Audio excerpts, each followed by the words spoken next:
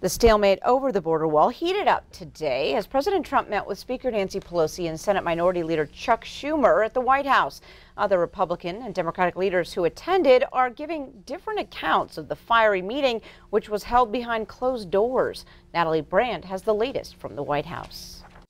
After President Trump's Oval Office address to the nation Tuesday night about border security and the wall, the rift between the White House and Democrats grew even wider. We have a better idea of how to keep our country safe, and it isn't a wall. Mr. Trump and Democratic leaders met face-to-face on Wednesday, but talks quickly broke down.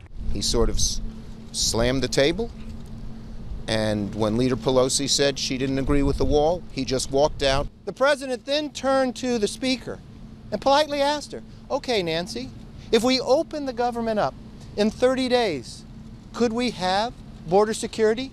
She raised her hand and said, "No, not at all." After the meeting, the president tweeted that it was, quote, "a total waste of time. I said bye-bye." He is going to stand firm to achieve his priorities, to build a wall. The president is scheduled to visit the southern border in Texas on Thursday as this partial shutdown heads into day 20. We have more people coming up.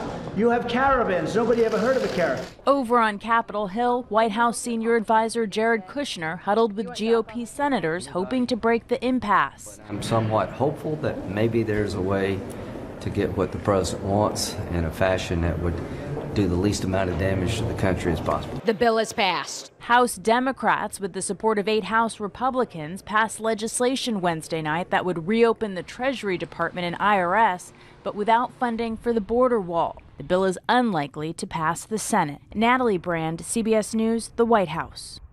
Democrats are expected to pass 3 other funding bills this week. An estimated 800,000 federal employees on furlough or working without pay face missing a paycheck on Friday.